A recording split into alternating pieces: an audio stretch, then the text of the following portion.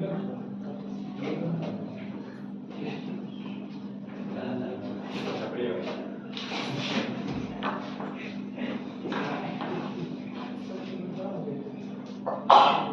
हो गया?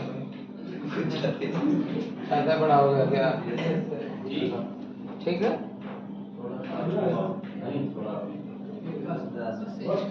चलिए ठीक है, यहाँ से ही तो नीचे करना है। पूरा ही चला गया।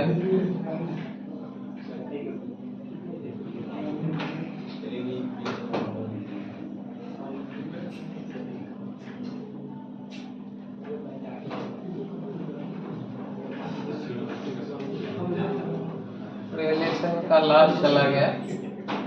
और ये लेसन वैसे मेरे समझ से बहुत मजाया हुआ है, बहुत आसान है, बहुत ज़्यादा इस पर आपको पढ़ाया गया है। और फिर भी हम एक तरफ से चलते हैं। नमक सत्याग्रह आ गए।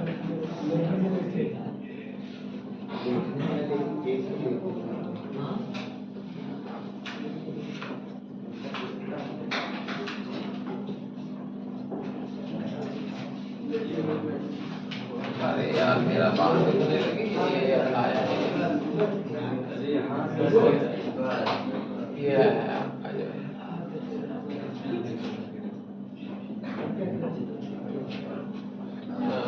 कुछ कट गया क्या?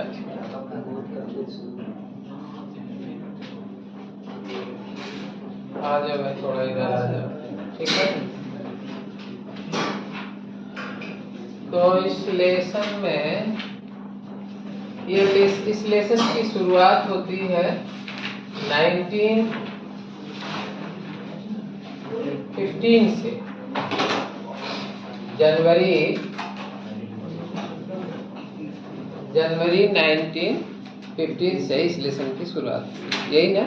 महात्मा गांधी का दक्षिण अफ्रीका से भारत अस्थायी रूप से वापस आ जाने से शुरू होता है, ठीक है। और इसमें हालांकि चीजें दी हुई हैं इंट्रोडक्टरी पार्ट में।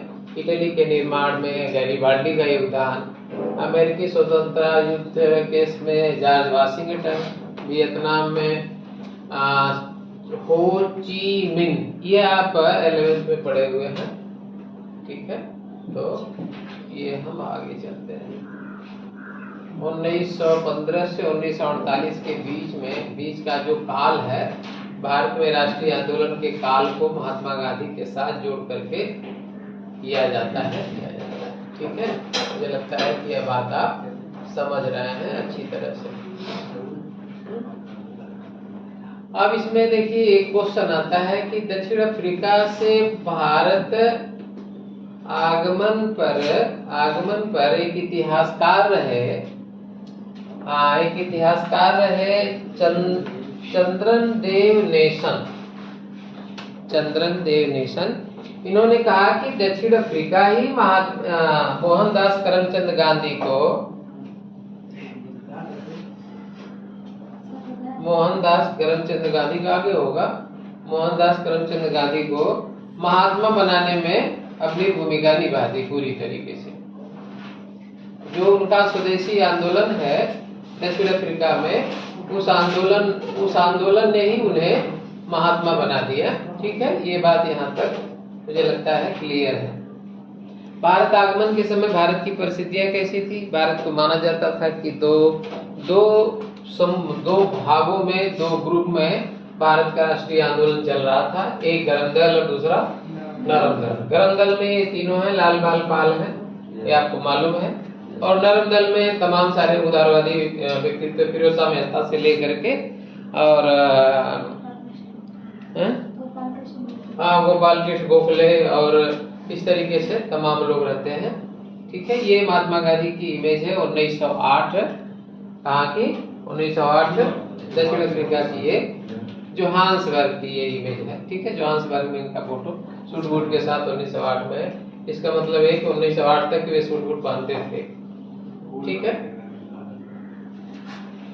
गांधी जी के गांधी जी के राजनीतिक परामर्शदाता गोपाल कृष्ण गोखले के साथ ही मोहम्मद अली जिन्ना भी थे। समझ सकते हैं इस बात को, हाँ? कि मोहम्मद अली जिन्ना गांधी जी गुजराती मूल के थे, और ये आपको पता ही है, इसमें कुछ बताने लायक नहीं है। और हम आगे चलते हैं, ठीक है, आगे चलते हैं। और ये आपको पता है कि उनकी 1915 में जब वो भारत आते हैं तो इनके गुरु गोपाल गोखले साहब कहते हैं कि आप भारत को एक बार पहले भ्रमण कर लीजिए, भारत के गांव और भारत की समस्याओं को नजदीक से देख लीजिए, समझ लीजिए, फिर आप जो है अपनी राय अपनी शुरुआत करिए। यहाँ पहुंचने से पहले महात्मा गांधी की एक मजबूत छवि, जो 22 साल ब्रिटिश सत्ता के खिलाफ सत्याग्रह आंदोलन इत्यादि किए थे, उनकी एक बन चुकी थी। उसमें किसी को संशय नहीं था कि ये व्यक्ति कौन है। गांव गिराम भले लोग न जानते रहे हों, लेकिन जो प्रबुद्ध वर्ग था और ब्रिटिश प्रशासन ये पूरी तरीके से जान रहा कि मोहनदास करमचंद गांधी कौन है। पहली सार्वजनिक उपस्थिति उनकी 1916 में होती है, बनारस हिंदू विश्वविद्यालय के उद्घाटन समारोह में। यह इनकी पहली उपस्थिति इनको पूरी तरीके से अपने विचारों को व्यक्त करने में पूरी तरीके से सफल रही। सफल किस लिए रही? इनका जो स्टेटमेंट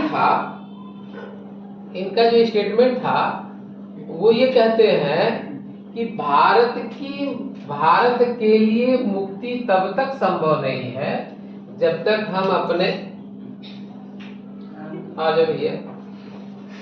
जब तक आप अपने को इन अलंकरणों से मुक्त न कर लें। कौन अलंकरण? उन्होंने देखा कि यहाँ कोई भी, सारे जितने हैं वे सभी नवाब हैं, रईस हैं, उद्योगपति हैं। यहाँ आम जनता, न मजदूर है, न किसान है, महिलाएं हैं, ये कोई है ही नहीं है। जो असली भारत है 80% 90% वो तो है ही नहीं है। इन्होंने कहा कि जब तक हम इनके भलाई के लिए, इन्होंने कहा यहाँ डॉक्टर, वकील, जमींदार, यही सारे लोग यहाँ उपस्थित हैं, लिहाजा जब तक हम इन लोगों के अलावा आम जनता को अपने साथ लेने में सफल नहीं होते हैं, तब तक जो है हम कोई आंदोलन को सफल नहीं बना सकते। ये इनका कहना था। ठीक है, यहाँ तक ठीक है। एक इसमें दिया हुआ है कि दिसंबर 1916 में लखनऊ में वार्षिक कांग्रेस में बिहार में चंपारण से आए किसान ने उन्हें अंग्रेजी नील उत्पादकों किसानों पर जाने वाले कठोर व्यवहार के बारे में बताया था। ये मामला रहा जो है, ये सीधे आ गया, सारी चीजें आ गई जो है। अब असहयोग आंदोलन की आ गई, चंपारण का जिक्र आया है। तो 1915 में आपको पता है क्या हुआ था? महात्मा गांधी का आगमन है। 16 में बीएचयू पहली सार्वजनिक उपस्थिति है, और उसके बाद 3 प्रमुख छोटे नहीं 3 प्रमुख आंदोलन है। पहला है चंपारण। आपके बुक में यहाँ थोड़ा डिटेल के बजाय इसे दिया। चंपारण किससे संबंधित था? नील के से संबंधित था। 3 कठिया व्यवस्था थी। फिर महात्मा गांधी यहाँ आंदोलन करते हैं। इसी आंदोलन में इन्हें मोहनदास करमचंद गांधी को महात्मा की उपाधि दी जाती है रविन्द्रनाथ टैगोर के द्वारा। एक व्यक्ति जो गांव इस तरीके से भटक रहा है जो है धूल में, मिट्टी में, तो निश्चित रूप से यह कोई महात्मा ही कर सकता है, किसी आम आदमी के बस की बात ये नहीं है। फिर दूसरा आंदोलन होता है, क्या है दूसरा? खेड़ा। ये भी कृषि से है, फसल से है, लगान से है? और तीसरा आंदोलन है अहमदाबाद मिल मजदूर आंदोलन।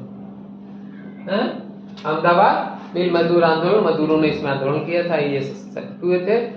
और पहली बार महात्मा गांधी की, यदि क्वेश्चन ऐसे आ जाए, महात्मा गांधी की पहली उद्योगपतियों से कनेक्टिविटी कब होती है, तो आप कहेंगे अहमदाबाद मिल मजदूर आंदोलन में होती है, ऐसा कुछ आता है तो। और यहाँ से इन्होंने ट्रस्टीशिप का सिद्धांत दिया था। मतलब ये कि मिल मालिक अपने को मालिक न समझे वे, और जो मजदूर हैं वे अपने को मजदूर न समझे, अपने मिल समझे, और वो मालिक उन्हें पितृवत व्यवहार करे, जैसा कि एक बाप अपने बेटे के साथ करता है। तो ये मुझे लगता है यह बात पूरी तरीके से क्लियर है। 3 आंदोलन के बाद जो अगला प्रमुख एक महत्वपूर्ण आंदोलन की शुरुआत होती है, उस आंदोलन का नाम है क्या नाम है? 3 आंदोलन के बाद जो प्रमुख आंदोलन है उसका क्या नाम है?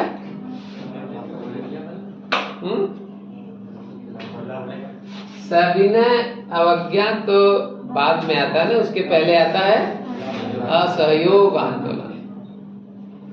और इन तीनों आंदोलनों और असहयोग आंदोलन के बीच की प्रमुख घटनाएं क्या हैं? पहला हो गया रॉलेट एक्ट। पहला हो गया रॉलेट एक्ट। क्या था रॉलेट एक्ट में? है ना कोई अपील, ना कोई दलील, जो राजा कहे वही सही। 2 साल तक बिना किसी को किसी भी समय ब्रिटिश सरकार गिरफ्तार कर सकती। एक तरीके से ये टाडा भारत में जो तमाम आतंकवादी कानून बनाए गए थे, आप उसी तरीके का कानून सर सिडनी रॉलेट के नेतृत्व में एक कानून बनाया गया। उद्देश्य क्या था? भारत में तमाम सारे आंदोलनकारी गतिविधियों को कुचलना, दबाना नहीं, कुचलना, क्रश करना। तो 2 साल तक किसी को अरेस्ट कर लेना बिना वारंट के, 2 साल तक बिना मुकदमा चलाए उन्हें जेल में रखा जा सकता है। रॉलेट एक्ट के साथ क्या हुआ? अगली ये घटना है, दूसरी घटना है, थोड़ा स्पेस ले लेते हैं। रॉलेट एक्ट हो गया है, रॉलेट एक्ट हो गया। दूसरी घटना क्या है? जलियांवाला बाग। जलियांवाला का जानते ही कहानी है? कुछ बताना नहीं है, मुझे लगता है इसमें आपको क्लियरेंस है। कैसे 2 कांग्रेस के नेताओं को गुजरात से निकाला दे दिया गया था, सॉरी गुजरात नहीं, पंजाब से, ठीक है। और फिर अमृतसर में एक बाग में जिस जगह जिसका नाम था जलियांवाला, वहां पे आंदोलन। ये सारी कहानी आप जानते हैं, ठीक है। अगला इसमें आता है खिलाफत। ना आए तो बताना, हमको लगता है कि आपको बताया होगा। खिलाफत हो गया, तुर्की के खलीफा को फर्स्ट वर्ल्ड वॉर के बाद तुर्की के खलीफा को उसे पदच्युत कर दिया गया था, पद से हटा दिया गया था। खलीफा दुनिया के सारे मुसलमानों का एकमात्र धर्मगुरु हुआ करता था। और उसके further restoration to the post of caliph, Ali brothers Mohammad Ali and Shaukat Ali Mumbai में खिलाफत कमेटी का गठन करते हैं और इस आंदोलन की नींव रखते हैं खिलाफत कमेटी की स्थापना करके। और दक्षिण भारत, महाराष्ट्र से लेकर के उत्तर भारत तक यह आंदोलन फैलता है। और इसमें महात्मा गांधी भी इस आंदोलन को सपोर्ट करते हैं कि यदि हमारा मुस्लिम भाई कोई संकट में है, किसी परेशानी में है, तो उसके साथ हम खड़े हैं, हम एक साथ हैं। फिल्म आपने देखा था हम साथ हैं, साथ देखे हैं।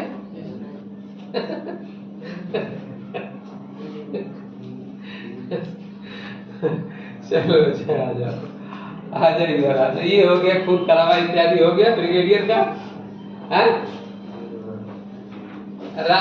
रॉलेट सत्याग्रह से ही गांधी जी एक सच्चे राष्ट्रीय नेता बन गए, क्योंकि उन्होंने इस आंदोलन को सपोर्ट किया और भारतीय उपनिवेशवाद का खात्मा करना चाहते थे। और इस तरीके से सारी गतिविधियां आगे बढ़ती हैं और एक लोकप्रिय आंदोलन की तैयारी, ठीक है ना, एक लोकप्रिय आंदोलन की तैयारी। लोकप्रिय आंदोलन क्या रहा?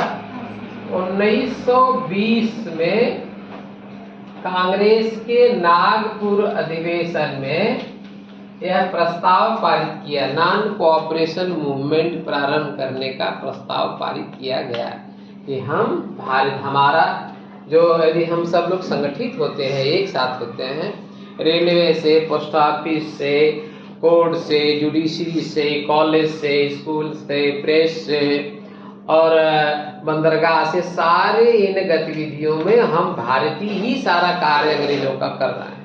यदि हम सभी विड्रॉ कर लें अपने कार्य से, इस्तीफा दे दें, अचानक ब्रिटिश सरकार ठप हो जाएगी, उसके काम ठप हो जाएंगे। उसका जो टोटल जो उपनिवेशवाद है वो हमारे सहयोग पर, हमारे प्लेटफॉर्म पर खड़ा है। यदि हम अपने को विड्रॉ कर लें तो फिर सरकार जो है स्वतः ध्वस्त हो जाएगी और हमें स्वशासन मिल जाएगा। अभी क्लियर रखिएगा, यहाँ स्वशासन का मतलब पूर्ण आजादी नहीं है। यहाँ स्वशासन का मतलब है कि आपके अधीन रहते हुए थोड़ी शासन करने की सुविधा, ठीक है। ये लोकप्रिय आंदोलन की तैयारी हो गई। और अब इसमें देखिए एक जगह दिया हुआ है 1921 में 396 हड़तालें हुई, इसमें 6 लाख श्रमिक भी शामिल हुए। इससे 70 लाख कार्य दिवसों का नुकसान हुआ। यदि एमसीक्यू में इस तरीके पूछाता है तो आप देख लीजिए, क्योंकि एमसीक्यू बहुत अंदर से बनाया जा रहा है, इसीलिए हमने कहा कि एनसीईआरटी थोड़ा लाइन बाय लाइन लेकर के चलते हैं। कुमाऊं एक और देख लीजिए। आंध्र प्रदेश का मामला आप जानते ही हैं, ये आंदोलन शुरू हो गया। हाँ ना, कुछ बताएंगे? आंदोलन शुरू हो गया। तो ये उत्तरी आंध्र की गूडेम की पहाड़ियों में अल्लूरी सीताराम राजू का मूवमेंट वहां शुरू होता है। On the name of Mahatma Gandhi. Mahatma Gandhi का जो उद्देश्य है पूरी तरीके से क्या है? अहिंसक गतिविधियों में सत्याग्रह हम करेंगे, हैं? सत्य के लिए आग्रह। और यहाँ पे महात्मा गांधी से ही प्रभावित होकर के गूडेम की पहाड़ियों में अल्लूरी सीताराम राजू ने ब्रिटिश सरकार के खिलाफ जो है पूरा हिंसक हथियार बंद होकर के एक तरीके से लड़ाई लड़ता है। और एक और है ये आ जाएगा आपको एमसीक्यू में। कुमायूं के किसानों ने औपनिवेशिक अधिकारियों का सामान ढोने से मना कर दिया। ठीक है, यहाँ तक सही है। ये आंदोलन चल रहा है, ठीक है, शुरू हो गया।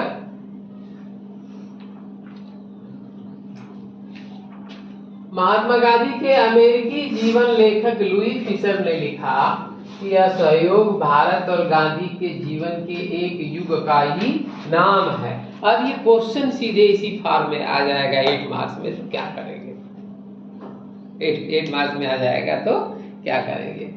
असहयोग भारत और गांधी जी के जीवन के एक युग का नाम है, इस कथन को परिभाषित कीजिए। तो महात्मा गांधी की जितनी सारी टेक्निक है, शैली है, उनका जो सारा प्रयास है, सारी चीजें इसमें हम दे देंगे, चरखा से लेकर के तमाम सारी चीजें। ठीक है, हैं? आगे चले। चलो भैया इधर आ जाओ, इधर आ जाओ। दोनों चीजें इसमें आती हैं, दोनों चीजें आती हैं। एक असहयोग शांति के दृष्टि से नकारात्मक, प्रभाव की दृष्टि से बहुत सकारात्मक है। इसके लिए प्रतिवाद, परित्याग और स्व अनुशासन आवश्यक। यह स्वशासन के लिए एक प्रशिक्षण था। ठीक है, यह स्वशासन के लिए एक प्रशिक्षण के तौर पे था यह कार्य जो है। एक और है इनके लिए जस्टिस। जब यह सारा 1922 में इन्हें गिरफ्तार किया गया तो इस जांच कमेटी की अध्यक्षता करने वाले जज थे जस्टिस सीएन ब्रूमफील्ड। उन्होंने सजा सुनाते समय कहा कि इस तथ्य को नकारना असंभव होगा कि मैंने आज तक जिनकी जांच की है अथवा करूंगा, आप उनमें भिन्न श्रेणी के हैं। इस तथ्य को नकारना होगा कि आपके लाखों देशवासियों के दृष्टि में आप एक महान देशभक्त और नेता हैं। यहाँ तक कि राजनीति में जो लोग आपसे भिन्न मत रखते हैं वे भी आपको उच्च आदर्शों और पवित्र जीवन वाले व्यक्ति के रूप में देखते हैं। क्योंकि गांधी जी ने कानून की अवहेलना की थी, अंत उन्हें न्यायपीठ ने 6 वर्षों की जेल की सजा। अभी आएगा क्वेश्चन, आ जाएगा आपको क्वेश्चन, क्या आ जाएगा? ये असहयोग आंदोलन आ जाएगा कि असहयोग आंदोलन चौरी चौरा घटना के बाद जब महात्मा गांधी ने आंदोलन को वापस ले लिया तो उन्हें गिरफ्तार कर किस जज ने न्यायपीठ ने सजा सुनाई? क्या नाम था उनका? ब्रूमफील्ड। और कितने साल की सजा सुनाई गई? 6 वर्षों की सजा सुनाई गई। हालांकि 1922 में इन्हें अरेस्ट किया गया और 24 में 2 साल में अच्छे कार्य और अच्छे व्यवहार के नाम पे इन्हें रिहा कर दिया गया। जनरली ऐसा होता है कि जेलों में आपके आचरण अच्छे हैं तो आपके प्रति दया दिखा दी जाती है। ठीक है, यहाँ तक सही है? हाँ ना बोलते रहो तुम लोग।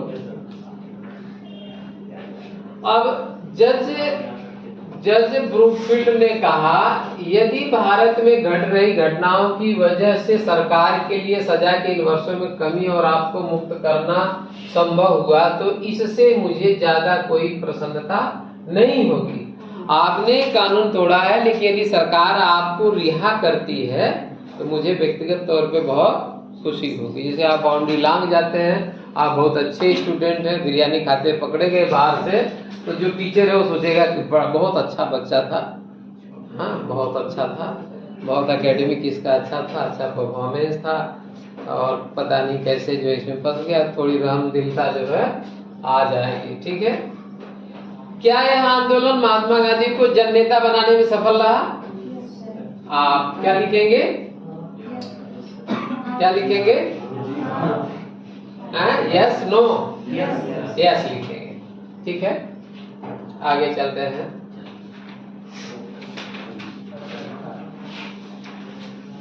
महात्मा गांधी मशीनों के खिलाफ थे। उन्होंने कहा कि अभी जैसे हमारी पीटी मैडम कह रही थी मशीनीकरण पर, मेरी आपत्ति मशीन के प्रति सनक से है। उन्होंने ये नहीं कहा कि मैं मशीन के खिलाफ हूँ।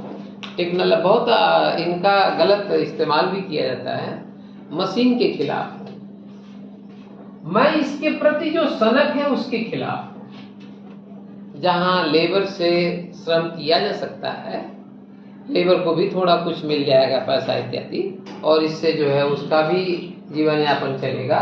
और मशीन को जो है लोग, हजारों लोग बिना काम के और भूख में मरने के लिए सड़कों पर फेंक न दिए जाएं। और देखिए हम लगभग उसी तरफ जा रहे हैं। अब आ जाएगा, या कहाँ छपा था, यंग इंडिया 1924 में। खद्दर मशीन को नष्ट नहीं करना चाहता, खद्दर मशीन को नष्ट नहीं करना चाहता, बल्कि इसके प्रयोग को नियमित करता है, विकास को नियंत्रित करता। हम बहुत ज्यादा विकसित ही होके क्या करेंगे? पता चला हमारी एक बहुत बड़ी आबादी को खाने के लिए ही नहीं है शाम को, है? बहुत बड़ी आबादी को शाम को खाने के लिए नहीं है। अब कुछ लोग इतना विकसित हो गए हैं कि वो 50 किलोमीटर दूर से 10 किलोमीटर दूर से ब्लूटूथ ऑन कर ले रहे हैं,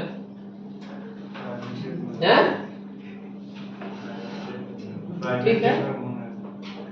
अब ये इनका, महात्मा गांधी का एक चमत्कारिक व्यक्तित्व भी हो गया था, चमत्कारिक व्यक्तित्व हो गया था। तमाम सारी घटनाएं हुई हैं जिसमें लोगों में अफवाह हो गया कि यदि मैं महात्मा गांधी की शक्ति को परखना चाहा तो ये सारे अचंभा हुआ। किसी की बकरी मर गई, किसी का कड़ाहा फलता हुआ 2 भाग में टूट गया, किसी के गेहूं खेत में आग लग गई। तो ये सब कोइंसिडेंस है कि हमारा देश श्रद्धावान देश है, श्रद्धालु लोग हैं, तो इसलिए ये चीजें जो है। अब हो गया महात्मा गांधी के लिए कि यह है गांधी बाबा, गांधी महाराज और महात्मा जैसे अलग अलग नामों से इन्हें कहा जाने लगा।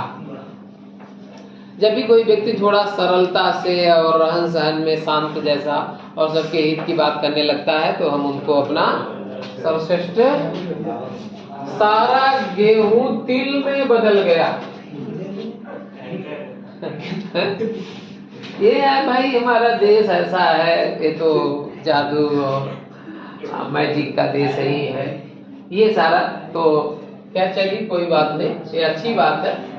और महात्मा गांधी इस रूप में इनको जाना पड़ा। अफवाहें स्रोत 2। गोरखपुर में एक सज्जन ने चरखा चलाए जाने की आवश्यकता पर प्रश्न उठाया, उनके घर में आग लग गई। एक व्यक्ति जुआ खेल रहे थे, उन्होंने ऐसा करने से रुकने से मना कर दिया और गांधी जी को अवसर कहा। अगले दिन बकरी को उसके 4 कुत्तों ने काट खाया। तो जैसे यहाँ पे कहा था ना, चोटी कटवा, एक बार आम तो चला था कि लोगों की चोटी काट ले रहा है। एक बार आया था मुंह नोचवा, लोगों का मुंह नोच ले रहा है, लोग घरों से निकलना बंद हो गए थे, हैं। तो ये बहुत अद्भुत है सब। हम बड़े जो है,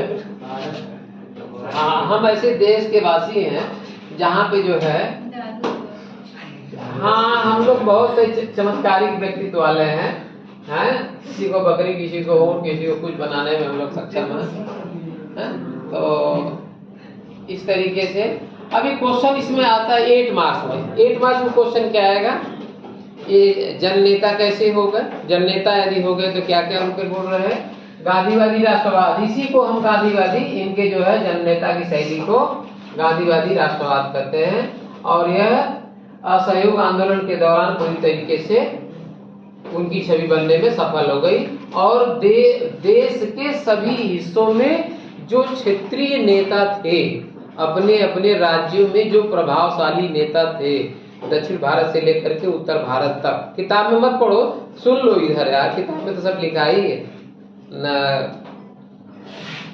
घर के न घाट के, ऐसा न करो यार।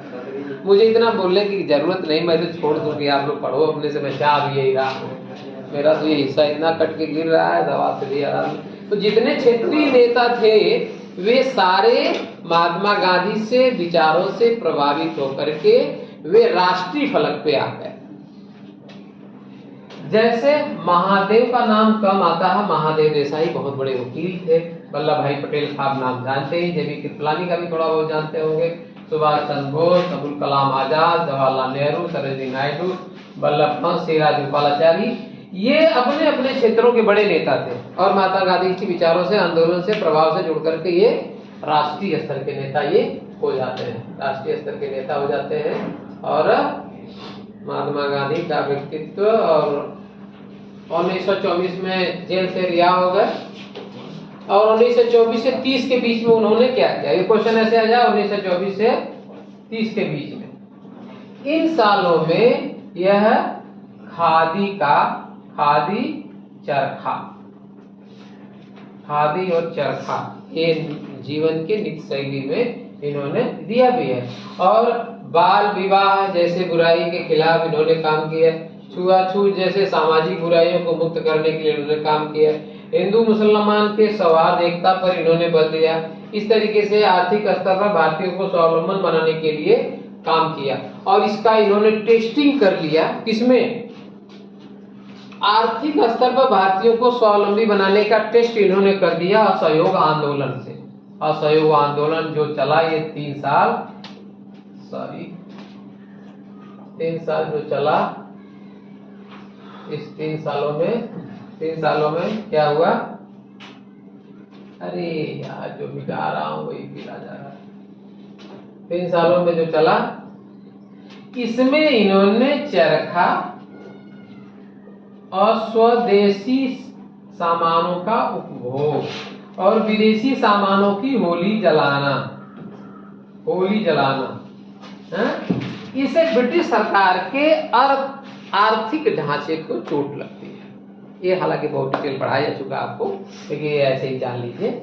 और इससे इन्होंने एक नया आधार मिला, गांव-गांव की महिलाओं को चरखा सूत काटने का एक जो है उनको स्वावलंबन एक आधार मिला, आर्थिक जो है आर्थिक आजादी भी कह सकते हैं, भले छोटी थी लेकिन एक आर्थिक आजादी महिलाओं के साथ जुड़ती है। और ब्रिटिश सरकार की मिलों पर प्रभाव पड़ता है, वहां से सामान आना कम हो गया, मिलों में सामान बनना कम हो गया, उनकी मिलों से छटनी होनी शुरू हो गई, और वहां पर भी बेरोजगारी की स्थिति। महात्मा गांधी यहाँ रहते हुए ये आदमी लंदन में बेरोजगारी पैदा करने में सफल हुआ और अपने यहाँ रोजगार देने में सफल है। ठीक है, आ गए ये जेल से बाहर आने के बाद ये सारे काम करते हैं। हो गया यहाँ तक ना? है हो गया ना? 1924 में रिहा हुए और 1930 तक इन 6 सालों में ये इन्होंने ये तमाम सारे सामाजिक आंदोलन ही करते हैं। क्वेश्चन इस पर आएगा तो आप कर लेंगे, उम्मीद है कर लेंगे। अब जो अगला खतरनाक आंदोलन है वो आप अब आपके सामने है। खतरनाक आंदोलन मतलब समझ रहे हैं? यही वह आंदोलन है।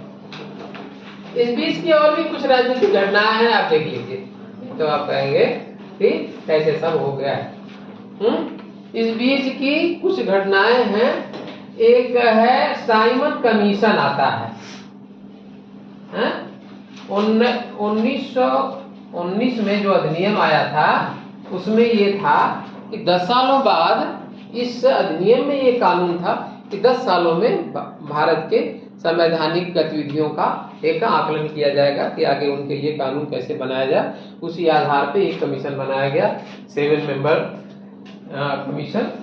सारे इंग्लिश थे, सभी अंग्रेज थे, गोरे लोग थे, और ये भारत में संवैधानिक विकास के लिए इन्होंने कार्य करने के लिए आए। मुंबई में इनकी लैंडिंग होती है, ये लिख लीजिए, ये सब आता है MCQ में। यहाँ से लेकर के वहां तक, जहां तक जाएंगे, जहां तक कंपटीशन देंगे, सब में आएगा। कहाँ है पहले लैंड किए? मुंबई में। कहाँ पे लाठीचार्ज जवाहरलाल लाजपत राय के खिलाफ? लाहौर में। और जहां जहां ये गए वहां वहां साइमन कोबैक के नारे लगे। इनका प्रस्ताव क्या था? एक सेकंड में कोई बताएगा इनका प्रस्ताव क्या था? इनका प्रस्ताव क्या था, कोई बताएगा? इनका प्रस्ताव था कि 1924 से 30 के बीच की प्रमुख राजनीतिक घटनाएं। पहली घटना है 28 में साइमन कमीशन है। इनका प्रस्ताव था कि यदि आप हमारी बात मानते हैं तो आपको डोमिनियन स्टेटस दिया जाएगा। डोमिनियन स्टेटस का मतलब कि आपको हमारे अधीन रहते हुए स्वायत्तता, स्वशासन की सुविधा दी जाएगी। इसको जो है सिरे से खारिज कर दिया गया इस प्रस्ताव को। एक और घटना होती है 1929 में। क्या होता है? लाहौर सेशन होता है, पंडित जवाहरलाल नेहरू। इसमें महात्मा गांधी को अध्यक्ष चुना जाता है। महात्मा गांधी अपने अध्यक्षी पद को ट्रांसफर कर देते हैं पंडित जवाहरलाल नेहरू। इतना नहीं डिटेल है लेकिन जानते रहिए, पंडित जवाहरलाल नेहरू को। इन्हीं पंडित जवाहरलाल नेहरू की अध्यक्षता में यह पंडित जवाहरलाल नेहरू की अध्यक्षता में यह सेशन चलता है। और इसमें जो प्रस्ताव पारित होता है बिरकुनाथ, इसमें जो प्रस्ताव पारित होता है वो ये रहता है कि हमें कंप्लीट इंडिपेंडेंस चाहिए। अब ये हमें लालीपाप से काम हमारा नहीं चलेगा। लालीपाप का मतलब कि हमको आप अब ये झुंझुना दे दीजिए कि लीजिए, आपको स्वायत्तता देते हैं, आपको ये देते हैं, तो इससे काम चलने वाला नहीं। हालांकि ये बहुत बहुत प्रोग्रेसिव और एडवांस लेवल की डिमांड थी। 29 में ही ब्रिटिश सत्ता अभी पूरी दुनिया में छाई हुई है, बहुत ताकतवर है। अभी वो संभव नहीं था, लेकिन जो जुआ है वो तो सीमाएं तोड़ेगा ही। इसीलिए इन्होंने, पंडित जवाहरलाल नेहरू ने प्रस्ताव रखा कि हमें पूर्ण चाहिए, आधे अधूरे से काम नहीं चलेगा। पूर्ण स्वराज चाहिए, पूरी आजादी चाहिए, ठीक है। तो ये अरे भैया आ जाओ यार, तुम इधर उधर मत जाया करो। 1930 के पहले की ये प्रमुख घटनाएं हैं। क्लियर है यहाँ तक? आगे चले। अरे भैया तुम्हें हमारे साथ बड़ी मेहनत करनी है यार, बड़ी मेहनत करनी है। हमारे बच्चे भी मजा लेते हैं इस सर को थोड़ा, ठीक है ये।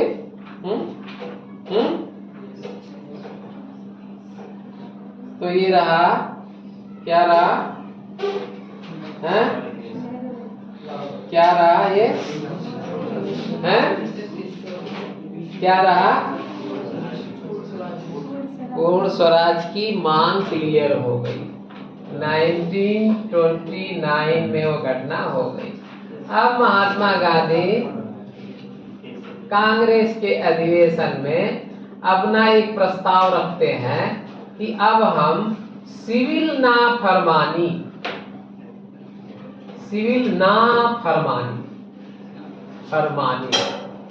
Civil disobedience. महात्मा गांधी ये प्रस्ताव रखते हैं, बहुत डिटेल जब आप पढ़ेंगे तो उसमें आता है कि लोग, कांग्रेस के जो दूसरे सदस्य रहते हैं, वो इसकी वह मीनिंग ही भी नहीं समझ पाते हैं। बहुत सारा यह क्या हो सकता है कि हम, इसके पहले तो इसमें एक पॉइंट आती है कि एक पॉइंट आती है कि महात्मा गांधी अपना कुछ मांग लेकर के जाते हैं। किसके पास मांग लेकर किसके पास जाते हैं? वायसराय के पास जाते हैं। लॉर्ड इरविन के पास जाते हैं मांग रखने के लिए कि हमें नमक बनाने का अधिकार दिया जाए, जो भारत से बाहर जो सैनिक जाते हैं उनके सुरक्षा संरक्षा की बात की जाए, जेल में जो कैदी निरुद्ध किए गए हैं, राजनीतिक कैदी, उनको रिहा किया जाए। और वायसराय इनकी बातों का सुना करता, सुनने को तैयार नहीं होता है, तो कहते हैं हम आंदोलन छेड़ेंगे। फिर वो कहता है जाइए आप आंदोलन छेड़ लीजिए। थोड़ा तेज चल रहा है क्योंकि हो सकता है कि यह समय थोड़ा लेसन बड़ा है। आगे कहानी सब जानते ही हैं। ब्रिटिश सरकार को मैसेज होता है, वो कहते हैं कि ठीक है आंदोलन चलना चाहते हैं चलाएं। और ये समझना बड़ा कठिन होता है किसी भारतीय को, किसी ब्रिटिश को, कि नमक जैसी चीज पे कोई क्या आंदोलन कर सकता है, लेकिन इनको पता नहीं इस आदमी का नाम है, इस आदमी का नाम है, इस आदमी का नाम है महात्मा गांधी। महात्मा गांधी ऐसे है ना, आप क्लास में पढ़ाते हुए भी हमने आपको एक आध बार पहले भी बताया है। एक किसी फिल्म का डायलॉग है, क्या डायलॉग है? एक बार मैं जो कमिटमेंट कर लेता हूँ तो अपने आप की भी नहीं सुनता हूँ। अपने आप की नहीं सुनना मतलब ये बहुत कठिन मामला है। जैसे हमने कर लिया कमिटमेंट कि हमको 10 घंटा पढ़ना है, तब तक बीच में मोबाइल आ गई, सोशल मीडिया आ गई, तब तक बीच में कोई बाउंड्री लांग करके समोसा लेते आया, फिर उस पर पार्टी होने लगी, गया 4 घंटा। लड़कियां नवोदय की ज्यादा मार्क्स लेती हैं, क्योंकि ये सब सुविधाएं इनके पास है नहीं, इसलिए इनको ज्यादा ठीक है।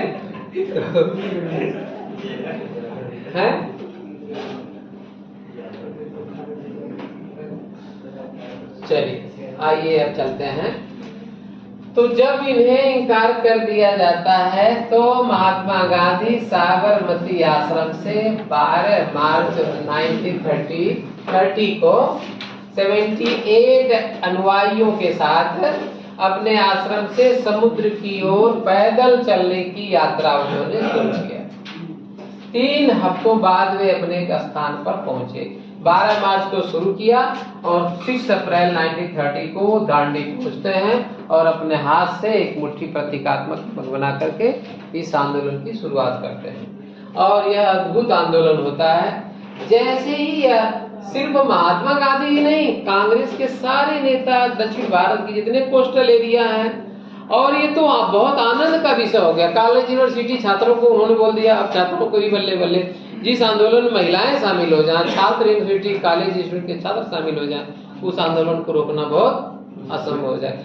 पूरे भीड़ को गोली नहीं मार सकते आप, कोई भी कितना बड़ा शासन हो, कितने गोली मारेंगे? 10, 20, 200, 500, 1000, 2000, 4000, 10,000, 20,000, इतने ही मरेंगे। इसीलिए जब भी इस तरह का जन आंदोलन होता है तो गवर्नमेंट उसको कंट्रोल नहीं कर पाती, कितने लोगों को जेल में हम डालेंगे। तो इस तरीके से ये चीजें चलती हैं। और मुट्ठी भरना ये है कि हम आपसे सविनय निवेदन करते हैं, अनुग्रह करते हैं कि हम आपके इस नमक के कानून का उल्लंघन करना चाहते हैं। दूसरे शब्दों में आपके नमक का फैक्ट्रियों को हम लूटेंगे और आपके कानून का अवहेलना करके हम नमक बनाएंगे, अपने घर पे बनाएंगे, जैसे मन करेगा वैसे नमक खाएंगे और आप कुछ कर नहीं सकते हैं। ठीक है, तो यह मामला बहुत ही खतरनाक है। कोई सरकार मानेगी क्या? कोई सरकार मानेगी? नहीं मानेगी, कोई सरकार कभी नहीं मानेगी। इस तरीके से एक ऐसे आंदोलन की शुरुआत हो जाती है जिसका ब्रिटिश सरकार के पास कोई समाधान का रास्ता नहीं है, इसको कंट्रोल करने का कोई रास्ता उनको नहीं है। इस आंदोलन की खूबसूरती क्या रही, इसमें मजदूर शामिल होते हैं, यह जन आंदोलन हो गया। यदि महात्मा गांधी, ऐसे क्वेश्चन भी आता है कि सविनय के आंदोलन किस प्रकार भारत को जोड़ने में या महात्मा गांधी को वैश्विक नेता बनाने में सफल रहा, ये सारी चीजें ऐसे आती हैं। इसमें मजदूरों का शामिल होना है, महिलाएं हैं और छात्र हैं, किसान हैं और उद्योगपति हैं, मतलब पूरा भारत ही इसमें एक तरीके से शामिल हो गया, पूरा भारत ही इस आंदोलन में शामिल हो गया। तो इस आंदोलन को रोकना ब्रिटिश सरकार के लिए बहुत मुश्किल था। सड़कें युवाओं के नारों से भर गई, सड़कें जो है भर गई युवाओं से, और अब ब्रिटिश सरकार को कंट्रोल करना मुश्किल था, ब्रिटिश सरकार को कंट्रोल करना मुश्किल हो रहा था। ठीक है, ये देखिए अप्रैल महात्मा गांधी ने दांडी में कहा था, ये सब पढ़ लीजिएगा कि कैसे उनके बारे में वे क्या क्या चीजें कि सरकार गिरफ्तार कर सकती है, सरकार ये कर सकती है। और विश्व स्तर पे भी बहुत सारी चीजें बदल रही थी। ये दमनकारी औपनिवेशिक कानूनों का उल्लंघन एक तरीके से है। और इसी पर एक फिल्म बनी है। कौन सी फिल्म बनी है? लगभग गांधीवादी शैली पर एक फिल्म बनी है। क्या नाम जानते ही होंगे? लगे रहो मुन्ना भाई, लगे रहो मुन्ना भाई फिल्म है, नहीं देखे है? उसमें लगभग उसी तरीके का वो है, गांधीवादी सिद्धांत पर क्या क्या है। थोड़ा सा उसको मिर्च मसाला उसमें रहेगा। ये फिल्म बनाना है तो नमक।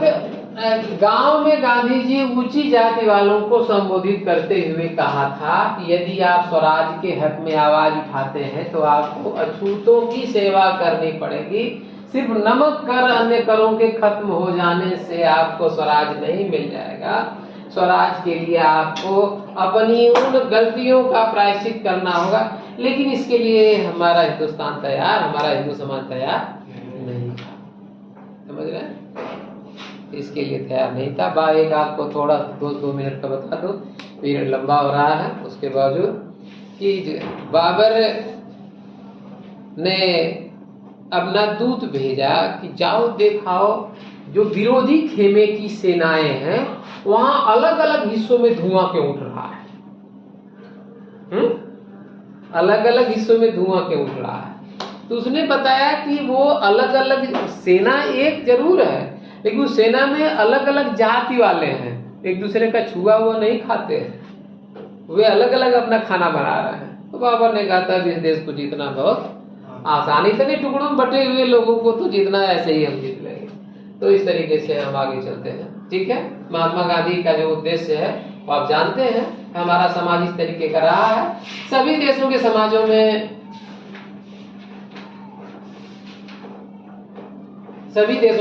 में समस्याएं रही हैं, ऐसा नहीं है कि भारत में नहीं है। हाँ, ये अलग है, हमारे यहाँ सामाजिक समस्याएं रही हैं। पृथक निर्वाचिका के संबंध में तो कुछ मामला थे, पृथक निर्वाचिका की बात इसमें नहीं करेंगे। नमक की बात लगभग आपकी पूरी होने जा रही है। और ब्रिटिश सरकार को एक समस्या ये थी कि यदि यह आंदोलन खत्म नहीं होगा तो हम जो गोल में सम्मेलन कर रहे हैं 1930 में 3 गोल में सम्मेलन हुए हैं और पहले में कांग्रेस पार्टी ने भाग नहीं लिया क्योंकि आंदोलन चल रहा था। तीसरे में कांग्रेस पार्टी ने भाग नहीं लिया क्योंकि दूसरे में जाकर के उसने बहिष्कार कर दिया। महात्मा गांधी दूसरे आंदोलन इसके पहले एक समझौता होता है आंदोलन को समाप्त करने के लिए। आंदोलन को समाप्त करने के लिए क्या समझौता होता है बताइए? हैं?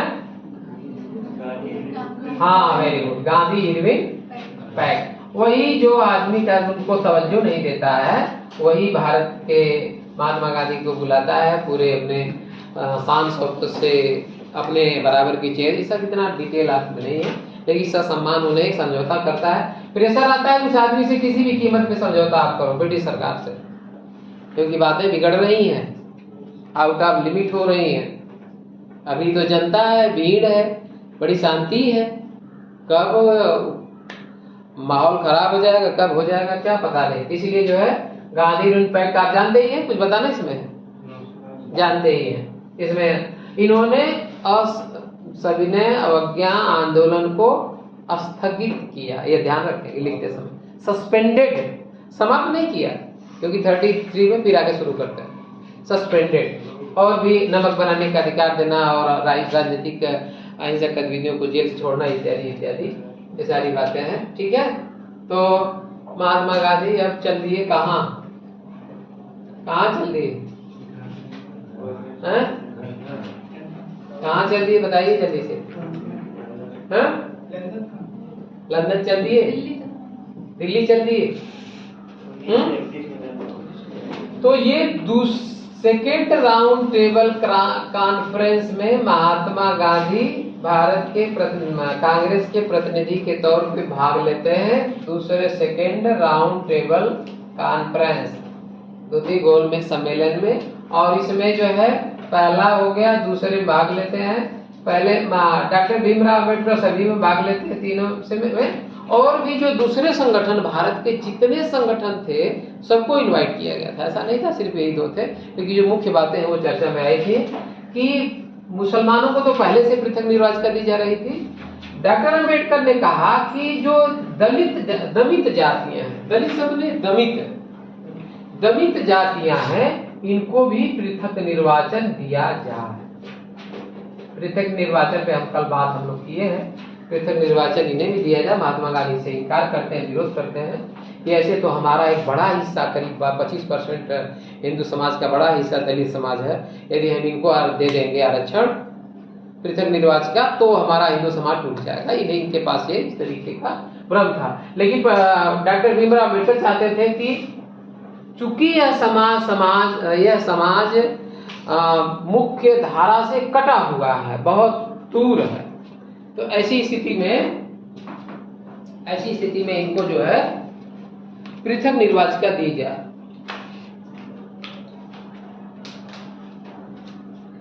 पृथक निर्वाचिका क्या है, हम लोग कल बात किए। विलिंगटन ने लिखा था, सॉरी अभी ये बात अभी पूरी नहीं हुई, इसको पूरा कर दें यही ना। तो ये दूसरे गोलमेज सम्मेलन हो गया, इनकी मांग को इन्होंने इंकार कर दिया। तीसरा गोलमेज में कांग्रेस ने भाग नहीं लिया। ऐसी स्थिति में तीसरे में गोलमेज में भाग नहीं लिया, तो ऐसी स्थिति में क्या होता है,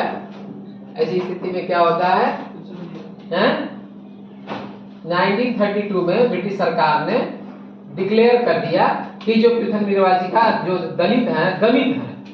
दलित शब्द नहीं था, दलित जातियां जितनी है, जिन्हें अछूत जातियां कहा जाता था, इनको जो है पृथक निर्वाचिका दी जाएगी, सेपरेट इलेक्टोरल सिस्टम दिया जाएगा। महात्मा गांधी को जैसे पता चलता है, ये आमरण अनशन पे बैठ जाते हैं। यरवदा जेल, महाराष्ट्र, लिख लीजिए कहीं पे, नोट कर लीजिए। ये महाराष्ट्र में आमरण अनशन का मतलब यह है कि यदि यह वापस नहीं लिया गया तो मैं आमरण अनशन करके शरीर त्याग दूंगा, मर जाऊंगा। ये बहुत बड़ा हथियार था महात्मा गांधी का। ये भी एक प्रकार के सूक्ष्म हिंसा ही, क्या आप मेरी बात नहीं मानेंगे तो मैं फला काम कर जाऊंगा। जैसे 16 बिल में चढ़ गए जो है पानी की टंकी पे कि नहीं मानेंगे तो ऐसे कूद जाऊंगा। तो ये भी एक तरीके का इस तरीके के हथियार इस्तेमाल किए जाते हैं। और इससे क्या हो गया, डॉक्टर अम्बेडकर पे एक दबाव बनने लगा। महात्मा गांधी जिद्दी आदमी है, कमिटमेंट वाले आदमी है कि once I decide so I have to follow, और इन पर दबाव बनने लगता है। तो अंत में डॉक्टर अम्बेडकर मान जाते हैं। बहुत ही और घटनाएं हैं, दलितों के घरों पे हमले होने लगते हैं, तमाम सारी बातें। तो पूना और गांधी अम्बेडकर समझौता, इसको पूना पैक्ट कहते हैं। इसमें क्या हो गया कि दलित जातियों को पृथक निर्वाचिका नहीं दी जाएगी, इनके लिए जो आरक्षण दिया जा रहा है पहले से, थोड़ा उसमें बढ़ा दिया जाएगा। आरक्षण का मतलब लोकसभा, राज्यसभा, विधानसभा इत्यादि बढ़ा दिया जाएगा। ठीक है, क्लियर है? और इसी के साथ ये गांधी इरविन समझौता और गांधी इरविन समझौता हो गया, द्वितीय गोलमेज सम्मेलन हो गया, पूना पैक्ट हो गया। और यहाँ पे अंतरिम सरकार 1937 में चुनाव हुआ था। 11 में से 8 प्रांतों में कांग्रेस ने सरकार बनाई थी, और तब तक सेकेंड वर्ल्ड वॉर 39 में शुरू हो गया, यही ना। ब्रिटिश सरकार ने बिना यहाँ से पूछे इंडिया को सेकेंड वर्ल्ड वॉर में शामिल कर लिया। इसके खिलाफ अक्टूबर में पूरे मंत्रिमंडल ने कांग्रेसी सरकार के मंत्रिमंडल ने इस्तीफा दे दिया। ठीक है, अभी क्वेश्चन ऐसे आएगा, आप लोग एमसीक्यू में इसको देख लीजिएगा, नोट कर लीजिए। और इस तरीके से जो कांग्रेस 37 में जो सरकार चुनी गई थी वो सरकार समाप्त हो गई। ठीक है, हाँ? बोलते रहो, हाँ ना कुछ बोलते रहो तुम लोग, या सुनो, कुछ भी बोल सकते हो। तो ये रहा 39 का ये रहा मामला। ये आपको 1940-41 के दौरान 1940 में क्या हुआ, ये घटना होती है। मुस्लिम लीग ने कहती है कि मुस्लिम बहुल इलाकों को मिला करके तो एक स्वायत्तता की मांग की, और इसी मांग को कहा जाता है पाकिस्तान की मांग। यद्यपि इस मांग में पाकिस्तान शब्द का उल्लेख नहीं था, और इन्होंने एक तरीके से इस तरीके से इस तरीके से ये कांग्रेस जो है अपनी बाजी चल दी। और एक आंदोलन और होता है, महात्मा गांधी के द्वारा एक आंदोलन और अगला किया जाता है जिसका नाम है भारत छोड़ो आंदोलन, जिसका नाम है अंग्रेजों भारत छोड़ो, जिसका नाम है अंग्रेजों भारत छोड़ो।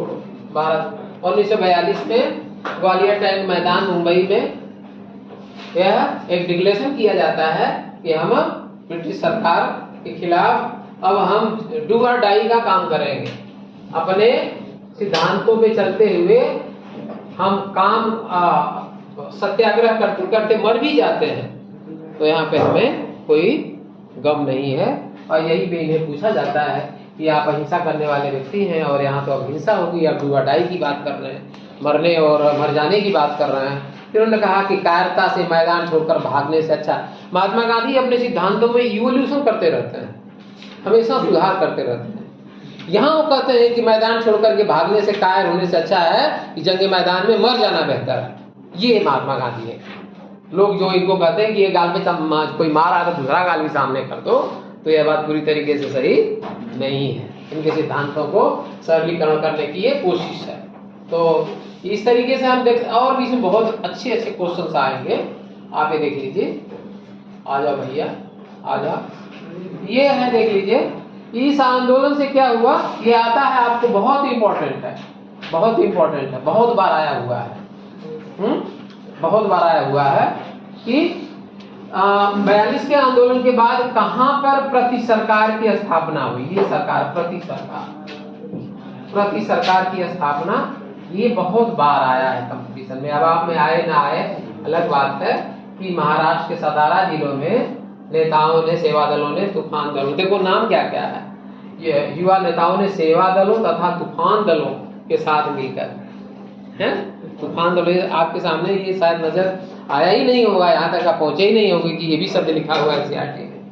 तो ये तूफान दलों और सेवा दलों के साथ मिलकर के प्रति सरकार की एक स्थापना की जाती है। और यह भारत में एक स्वतंत्र सरकार की स्थापना की जाती है, जिसे हम बोलते हैं प्रति सरकार, सतारा प्रति सरकार। और इसमें अच्छाई क्या, खूबसूरती क्या है, कुनबी किसानों के दबदबे और दलितों के सहयोग से चलने वाली प्रति सरकार।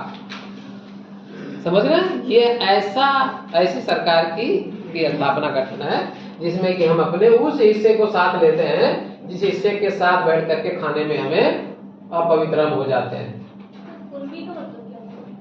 कुनबी किसानों के समूह को कहेंगे, कुनबी नहीं होता है अजीब समूह, तो कुनबी किसानों के समूह कहा जाएगा।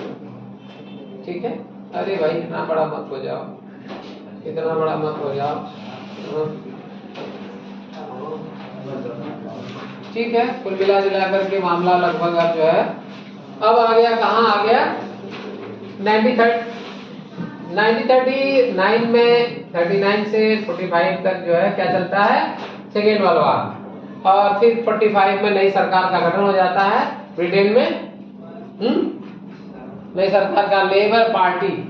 1945 में ब्रिटेन में लेबर पार्टी की सरकार बनती है और यह सरकार भारतीय स्वतंत्रता के पक्ष में थी। और इस तरीके से कैबिनेट मिशन भारत भेजा जाता है। 1946 की गर्मियों में कैबिनेट मिशन भारत आया, मुस्लिम लीग, कांग्रेस सभी को एक साथ जो है उसे अलग अलग मिलता है। अलग अलग मिलने के साथ साथ जो है उनको भारत के आजादी के लिए अपना कानून बनाने की बात करता है। और जब मामला नहीं फाइनल होता है, जब मामला नहीं फाइनल होता है तो अंत में किसको भेजा जाता है, वावेल को हटा दिया जाता है। फरवरी में लॉर्ड वावेल की जगह लॉर्ड माउंटबेटन को वायसराय बनाया जाता है। यह प्रधानमंत्री के खास व्यक्ति थे कि जाओ, ऐसे एक फिल्म का डायलॉग है ना, बहुत पुरानी फिल्म परिंदा, देखे होंगे, नहीं देखे होंगे, परिंदा फिल्म नहीं देखे होंगे। उसमें एक विलेन है नाना पाटेकर और हीरो है पता नहीं कौन, एक और हीरो है।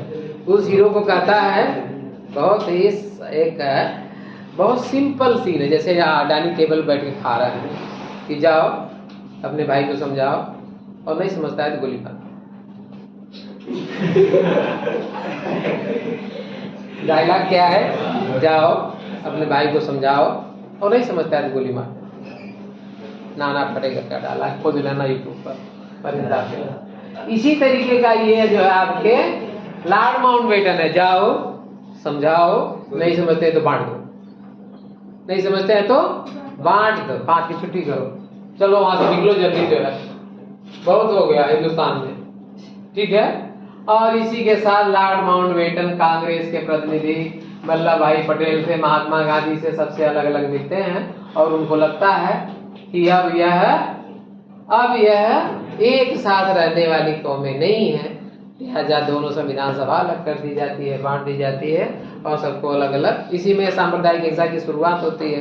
16 अगस्त 1946 से डायरेक्ट एक्शन डे होता है मिशन आने के बाद, और फिर इससे जो है सारी बातें 15 अगस्त को नियत किया गया कि औपचारिक सत्ता हस्तांतरण होगा 15 अगस्त को, और उसी दिन भारत के विभिन्न खुशियां मनाई जाएंगी। मोहनदास करमचंद दिल्ली में जब संविधान सभा के अध्यक्ष ने मोहनदास करमचंद गांधी को राष्ट्रपिता की उपाधि देते हुए संविधान सभा की बैठक शुरू की। यह क्वेश्चन है कि राष्ट्रपिता की उपाधि किसने दिया, ये आपको क्वेश्चन मिल गया। यहाँ से हो सकता आए ना आए बात अलग है, लेकिन यही सच्चाई है कि संविधान सभा के अध्यक्ष ने कहा कि हमें महात्मा गांधी को, हालांकि इनका आगे वाला नाथूराम गोडसे भी अब आएंगे, आखिरी बहादुराना दिन हो ही गया इसमें, जब सांप्रदायिक हिंसा शुरू हो जाती है तो यह दुनिया आजाद, हिंदुस्तान पाकिस्तान आजादी का जश्न मना रहे होते हैं, और महात्मा गांधी जो है अपने अनुयायियों के साथ दिल्ली छोड़ करके कहाँ चले जाते हैं, बंगाल के नोआखाली गांव के इलाके में, जहां हिंदू मुसलमानों काट रहे हैं, मुसलमान हिंदुओं काट रहे हैं। राष्ट्रपिता सुभाष चंद्र बोस ने, हाँ, राष्ट्रपिता सुभाष चंद्र बोस ने कहा था, वहां से डिक्लेयर किया था, लेकिन यहाँ से भी संविधान सभा से भी दिया गया, ठीक है। तो ये रहा कुल मिला जुला करके महात्मा गांधी के। हाँ, इसमें क्वेश्चन ये आता है कि महात्मा गांधी पत्र पत्रिकाओं और अन्य सारे निजी लेखन से महात्मा गांधी के व्यक्तित्व को गढ़ने में कहाँ तक मदद मिलती है, इस पर क्वेश्चन हम आपको बता चुके हैं। इसी के साथ ओवर करते हैं। धन्यवाद आप लोगों को, आप लोगों ने बहुत ध्यान से सुना।